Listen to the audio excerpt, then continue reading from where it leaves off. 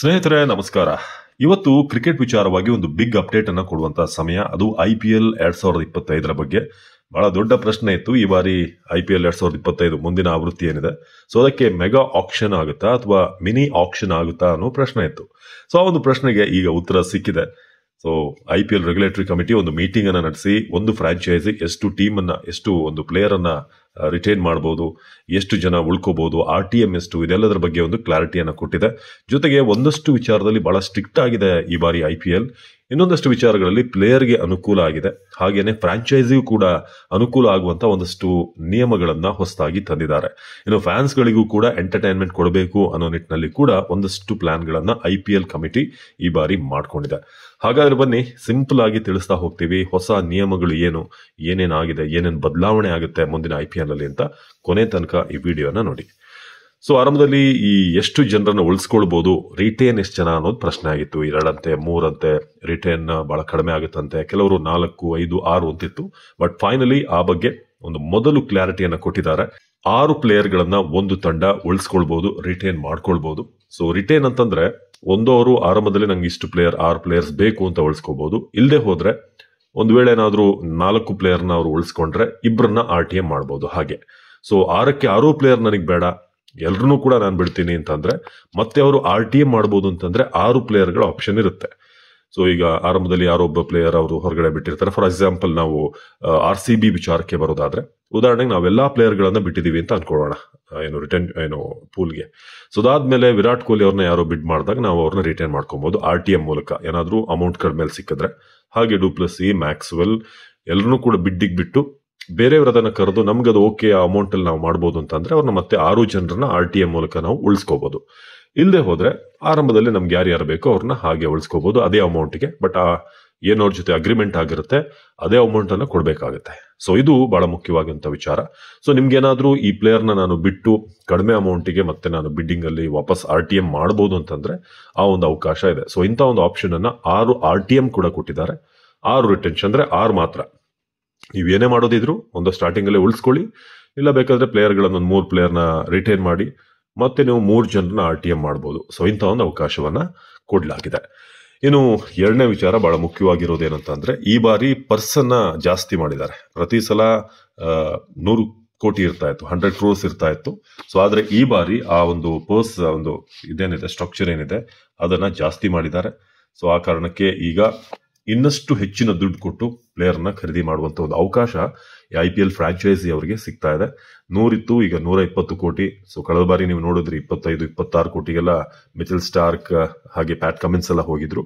ಈ ಬಾರಿ 120 ಕೋಟಿ ಆಗಿರೋದ್ರಿಂದ ಇನ್ನಷ್ಟು ಜಾಸ್ತಿ ರೇಟ್ಗೆ ಪ್ಲೇಯರ್ಗಳು ಬಿಡ್ ಆಗುವಂತ ನಿರೀಕ್ಷೆ ಇದೆ. ಟೋಟಲ್ ಕ್ಯಾಪ್, ಸ್ಯಾಲರಿ ಕ್ಯಾಪ್ ಅನ್ನ 120 ಕೋಟಿ ಮಾಡಿದ್ದಾರೆ. ಸೊ ಇದೆಲ್ಲವೂ ಸೇರಿ ಅವರಿಗೆ ಈ ಪರ್ಫಾರ್ಮೆನ್ಸ್, ಇನ್ಕ್ರಿಮೆಂಟಲ್ ಪರ್ಫಾರ್ಮೆನ್ಸ್ ಪೇ ಅಂತ ಸೇರಿ 110 ಕೋಟಿ ಇತ್ತು. ಅದು ಈಗ 146 ಕೋಟಿ. 2026ಕ್ಕೆ 151 ಕೋಟಿ ಮಾಡಿದ್ದಾರೆ. 2027ಕ್ಕೆ 157 ಕೋಟಿ ಆಗುತ್ತೆ. ಇನ್ನು ಹೊಸದಾಗಿ ಒಂದು ನಿಯಮವನ್ನ ಈ ಬಾರಿ IPLಗೆ ತರಲಾಗಿದೆ. ಅದೇನು ಅಂತಂದ್ರೆ ಮ್ಯಾಚ್ ಫೀ ಇರುತ್ತೆ. ಸೊ ಯಾರು ಪ್ಲೇಯರ್ಗಳು ಆಡ್ತಾರಲ್ಲ, ಇಂಪ್ಯಾಕ್ಟ್ ಪ್ಲೇಯರ್ ಸೇರಿದ ಹಾಗೆ ಎಲ್ಲರಿಗೂ ಕೂಡ ಪ್ರತಿ ಮ್ಯಾಚ್ಗೆ 7.5 ಲಕ್ಷ ಸಿಗುತ್ತೆ. ಅದು ಅವರ ಬಿಡ್ಡಿಂಗ್ ನಲ್ಲಿ ಏನವರಿಗೆ ಅಮೌಂಟ್ ಅನ್ನ ಕೊಡ್ಲಾಗಿರುತ್ತಲ್ವಾ, ಅದನ್ನ ಕಾಂಟ್ರಾಕ್ಟ್ ನ ಅಮೌಂಟ್ ಅಲ್ಲದೆ ಪ್ರತಿ ಪ್ಲೇಯರ್ಗೂ ಕೂಡ ಪ್ರತಿ ಮ್ಯಾಚ್ಗೆ 7.5 ಲಕ್ಷ ಸಿಗುತ್ತೆ. ನಿಜಕ್ಕೂ IPL ಆಡೋಕೆ ಏನಾದ್ರೂ ಅವಕಾಶ ಸಿಕ್ಕಿದ್ರೆ ನಿಮಗೆ ಬಂಪರ್ ಲಾಟ್ರಿ. ಯಾಕಂದ್ರೆ 7.5 ಲಕ್ಷ ಅಂದ್ರೆ ಬಹಳಷ್ಟು ಮಂದಿಗೆ ದೊಡ್ಡ ವಿಷಯ, ಅದು ನಮ್ಮಂತವ್ರಿಗೆ ದೊಡ್ಡ ವಿಷಯ. ಸೊ ಹಾಗಾಗಿ 7.5 ಲಕ್ಷ ಮಿನಿಮಮ್ ನೀವು ಒಂದು ಮ್ಯಾಚ್ ಆಡಿದ್ರೆ ಸಿಗುತ್ತೆ. ಬಟ್ ನೀವು ಆಡಬೇಕು, ಪ್ಲೇಯಿಂಗ್ 11 ಅಲ್ಲಿ ಇರಬೇಕು ಅಥವಾ ಇಂಪ್ಯಾಕ್ಟ್ ಪ್ಲೇಯರ್ ಆಗಿರಬೇಕು. ಸೊ ಇನ್ನು ಬಹಳ ಮುಖ್ಯವಾಗಿ ಇನ್ನೊಂದು ನಿಯಮವನ್ನ ತಂದಿದ್ದಾರೆ. ಅದೇನಂತಂದ್ರೆ overseas players will have to register for big auction. ಅಂದ್ರೆ ಅವರು ರಿಜಿಸ್ಟರ್ ಮಾಡಬೇಕು. ಒಂದ್ ವೇಳೆ ಈ ವರ್ಷ ಅವರು ರಿಜಿಸ್ಟರ್ ಮಾಡದೆ ಹೋದ್ರೆ ಮುಂದಿನ 2 ವರ್ಷಕ್ಕೂ ಕೂಡ 2005, 2006, 2007ಕ್ಕೂ ಅವರು ಬಿಡ್ ಮಾಡಕ್ ಆಗಲ್ಲ. ಸೊ ಈಗಲೇ ಏನಾದ್ರೂ ಅವರಿಗೆ ಮನ್ಸಿದ್ರೆ ಈಗಲೇ ರಿಜಿಸ್ಟರ್ ಮಾಡ್ಕೋಬೇಕು. ಮುಂದೆ ಮಾಡ್ತೀನಿ, ನೆಕ್ಸ್ಟ್ ಇಯರ್ 2027ಕ್ಕೆ ಮಾಡ್ತೀನಿ ಅಂದ್ರೆ ಆಗಲ್ಲ. ಈ 2025ಕ್ಕೆ ಮಾಡ್ಕೊಳ್ಬೇಕು. ಇಲ್ಲದೆ ಹೋದ್ರೆ 2 ವರ್ಷ ಅವರಿಗೆ ಅವಕಾಶ ಸಿಗಲ್ಲ ರಿಜಿಸ್ಟ್ರೇಷನ್. ನಾನು ಮುಂದಿನ ವರ್ಷ ಮಾಡ್ತೀನಿ ಅಂದ್ರೆ ಅವಕಾಶ ಇಲ್ಲ ಯಾವುದು ಫಾರಿನ್ ಪ್ಲೇಯರ್ಸ್ಗೆ. ಇನ್ನೊಂದು ಬಹಳ ಮುಖ್ಯವಾದಂತ ಒಂದು ರೂಲ್ಸ್ ಬಂದಿದೆ, ಅದರ ಬಗ್ಗೆ ಹೇಳಲೇಬೇಕು ನಿಮ್ಗೆ. ಒಂದಷ್ಟು ಪ್ಲೇಯರ್ಸ್ ಏನ್ ಮಾಡ್ತಾ ಇದ್ರು, ರಿಜಿಸ್ಟರ್ ಮಾಡ್ಕೋತಾ ಇದ್ರು, ಆಮೇಲೆ ಅವರು ಆಕ್ಷನ್ ಅಲ್ಲಿ ಪಿಕ್ ಆಗ್ತಾ ಇದ್ರು. ಅದಾದ್ಮೇಲೆ ನಾನು ಇಲ್ಲ, ಈ ಸೀಸನ್ಗೆ ಲಭ್ಯ ಇಲ್ಲ, ನಂದು ನ್ಯಾಷನಲ್ ಡ್ಯೂಟಿ ಇದೆ, ನಂದು ನ್ಯಾಷನಲ್ ಟೀಮಿಗೆ ಆಡಬೇಕು, ನನ್ನ ಫ್ಯಾಮಿಲಿ ಸಮಸ್ಯೆ ಇದೆ, ಅದಿದ್ ಹೇಳಿ ಸ್ಕಿಪ್ ಮಾಡ್ತಾ ಇದ್ರು. ಸೊ ಅಂತವ್ರು ಯಾರಾದ್ರೂ ಬಿಡ್ಡಲ್ಲಿ ಪಿಕ್ ಆಗಿ ನಂತರ ನಾನು ಆಡೋದಿಲ್ಲ, ಬೇರೆ ಏನಾದ್ರೂ ಈ ಖ್ಯಾತಿಗಳನ್ನು ತೆಗೆದ್ರೆ ಅಂತವರು ಬ್ಯಾನ್ ಆಗಿರ್ತಾರೆ ಮುಂದಿನ 2 ಸೀಸನ್ಗೆ. ಅಂದ್ರೆ ಅವರು ಬಿಡ್ಡಿಂಗ್ ಅಲ್ಲೂ ಭಾಗವಹಿಸೋ ಹಾಗಿಲ್ಲ, ಯಾವ್ದು ತಂಡದ ಪರವಾಗಿ ಕೂಡ ಅವ್ರು ಆಡೋ ಹಾಗಿಲ್ಲ, ಪಾರ್ಟಿಸಿಪೇಟೇ ಮಾಡೋ ಹಾಗಿಲ್ಲ ಟೂರ್ನಮೆಂಟ್ ಅಲ್ಲಿ. ಇದು ಬಹಳ ಮೇಜರ್ ಆದಂತ ಒಂದು ಅಪ್ಡೇಟ್ ಅನ್ನ ಕೊಟ್ಟಿರೋದು. ಇದು ನಿಜಕ್ಕೂ ಒಳ್ಳೇದು, ಯಾಕಂದ್ರೆ ಒಂದಷ್ಟು ಪ್ಲೇಯರ್ ಕಣ್ಣಾಮುಚ್ಚಾಲೆ ಆಟ ಆಡ್ತಾ ಇದ್ರು, ಕೋಟಿಗಟ್ಟಲೆ ತಗೊಳ್ಳೋದು, ನಂತರ ಆಡದೇ ಇರೋದು, ಆ ತಂಡಕ್ಕೆ ದೊಡ್ಡ ಹೊಡೆತ ಆಗ್ತಾ ಇತ್ತು.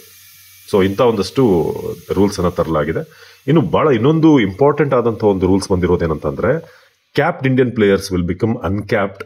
ಅಂದ್ರೆ ಒಬ್ಬ ಕ್ಯಾಪ್ಡ್ ಇಂಡಿಯನ್ ಪ್ಲೇಯರ್ 5 ವರ್ಷ ಇಂಟರ್ನ್ಯಾಷನಲ್ ಕ್ರಿಕೆಟ್ ಆಡಿಲ್ಲ, ಟೆಸ್ಟ್ ಮ್ಯಾಚ್, ODI, T20 ಆಡಿಲ್ಲ ಅಂತಂದ್ರೆ ಆತ ಅನ್ಕ್ಯಾಪ್ಡ್ ಅಂತ ಕನ್ಸಿಡರ್ ಆಗ್ತಾನೆ. ಸೊ ಇದು ನಾವು ಗಮನಿಸಬೇಕಂತ ವಿಚಾರ. ಸೊ ಇದರಲ್ಲಿ ಈ ರಿಟೆನ್ಷನ್ 6 ರಿಟೆನ್ಷನ್ ಇದೆಯಲ್ಲ, ಅದರಲ್ಲಿ ಅನ್ಕ್ಯಾಪ್ಡ್ ಕ್ಯಾಪ್ಡ್ ಒಂದು ರೂಲ್ಸ್ ಇದೆ, ಅದ್ರ ಬಗ್ಗೆ ನಾನು ಹೇಳ್ತೀನಿ ಮುಂದಿನ ಈಗ ಕೆಲವು ಹೊತ್ತಿನಲ್ಲಿ. ಸೊ ಇಲ್ಲಿ ಈ 5 ವರ್ಷ ಯಾರು ಕ್ರಿಕೆಟ್ ಆಡಿಲ್ಲ, ಫಾರ್ ಎಕ್ಸಾಂಪಲ್ ಮಹೇಂದ್ರ ಸಿಂಗ್ ಧೋನಿ ಕಳೆದ 5 ವರ್ಷದಲ್ಲಿ ಯಾವುದೇ ಅಂತಾರಾಷ್ಟ್ರೀಯ ಕ್ರಿಕೆಟ್ ಆಡಿಲ್ಲ, ಯಾಕಂದ್ರೆ ರಿಟೈರ್ಡ್ ಆಗಿರುವಂತಹ ಕಾರಣ. ಸೊ ಅಥವಾ ಯಾರಾದ್ರೂ ಕ್ಯಾಪ್ಟ್ ಆಗಿದ್ದಂತ ಪ್ಲೇಯರ್ ಅವಕಾಶ ಸಿಗದೆ ಬಹಳ ಅವ್ರು ಇನ್ನೂ ಏನು ಇದು ಕೊಟ್ಟಿಲ್ಲ, ನಿವೃತ್ತಿ ಕೊಟ್ಟಿಲ್ಲ ಅಂತಂದ್ರೆ ಸೊ ಅವರಿಗೆ ಅವ್ರನ್ನ ಅನ್ಕ್ಯಾಪ್ಟ್ ಅಂತ ಕನ್ಸಿಡರ್ ಮಾಡಲಾಗುತ್ತೆ. ಸೊ BCCI ಕಾಂಟ್ರಾಕ್ಟ್ ನಲ್ಲಿ ಕಳೆದ 5 ವರ್ಷದಲ್ಲೂ ಇಲ್ಲ ಅಂತಂದ್ರೆ ಸೊ ಅವ್ರನ್ನ ಅನ್ಕ್ಯಾಪ್ಟ್ ಅಂತ ಕನ್ಸಿಡರ್ ಮಾಡ್ತಾರೆ. ಸೊ ಇಂಪ್ಯಾಕ್ಟ್ ಪ್ಲೇಯರ್ ರೆಗ್ಯುಲೇಷನ್ ಏನಿದೆ ಅದು ಕಂಟಿನ್ಯೂ ಆಗುತ್ತೆ. ಸೊ ಇದು ಮತ್ತೊಂದು ವಿಚಾರ. ಇಂಪ್ಯಾಕ್ಟ್ ಪ್ಲೇಯರ್ ಏನಿದೆ ಸೊ ಅದನ್ನ ಹಾಗೆ ಮುಂದುವರಿಸ್ತಾರೆ ಅಂತ ತಿಳಿಸಿದ್ದಾರೆ. ಸೊ ಹಾಗಾಗಿ ಇಂಪ್ಯಾಕ್ಟ್ ಪ್ಲೇಯರ್ ರೂಲ್ಸ್ ನಲ್ಲಿ ಏನೂ ಚೇಂಜ್ ಇರೋದಿಲ್ಲ. ಸೊ ಮೇ ಬಿ ಈ ಕ್ಯಾಪ್ಟ್ ಪ್ಲೇಯರ್ ಇದೆಯಲ್ಲ ಆಪ್ಷನ್, ಸೊ ಅದು ಕೆಲವೊಂದಷ್ಟು ತಂಡಕ್ಕೆ ಅನುಕೂಲ ಆಗುತ್ತೆ. ಯಾಕಂದ್ರೆ ಮಹೇಂದ್ರ ಸಿಂಗ್ ಧೋನಿ ಅಂತ ಪ್ಲೇಯರ್ ಅವರು ಇಂಟರ್ನ್ಯಾಷನಲ್ ಆಡ್ತಿಲ್ಲ.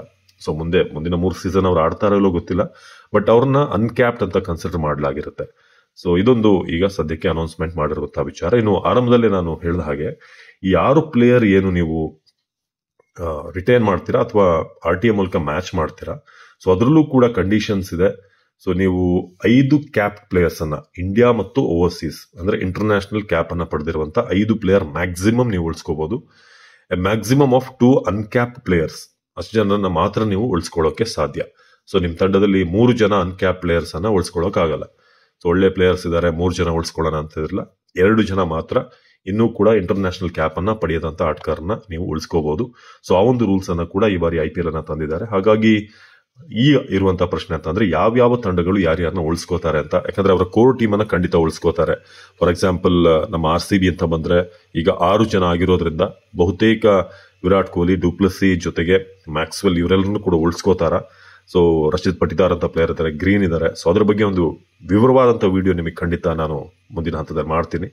ಸೊ ಅದರಲ್ಲಿ RCB ಯಾರನ್ನ ಉಳಿಸ್ಕೊಳ್ಳುತ್ತೆ ಅಂತ ನಮ್ಮ ಪೇಜ್ ಅನ್ನ ಫಾಲೋ ಮಾಡ್ತಾ ಇರಿ.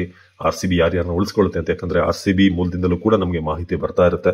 ಸೊ ಆ ಕಾರಣಕ್ಕೆ ಒಂದಷ್ಟು ಇನ್ಫಾರ್ಮೇಶನ್ ನಿಮಗೆ RCB ಸಂಬಂಧಪಟ್ಟ ಹಾಗೆ ನೀಡ್ತಾ ಹೋಗ್ತೀವಿ. ಸೊ ಇನ್ನು ಮುಂಬೈ ಹೇಗೂ ನಿಮಗೆ ಗೊತ್ತಿರೋ ಹಾಗೆ ಅವರ ಒಂದಷ್ಟು ಕೋರ್ ಟೀಮ್ ಇದೆ, ಸೂರ್ಯಕುಮಾರ್, ರೋಹಿತ್.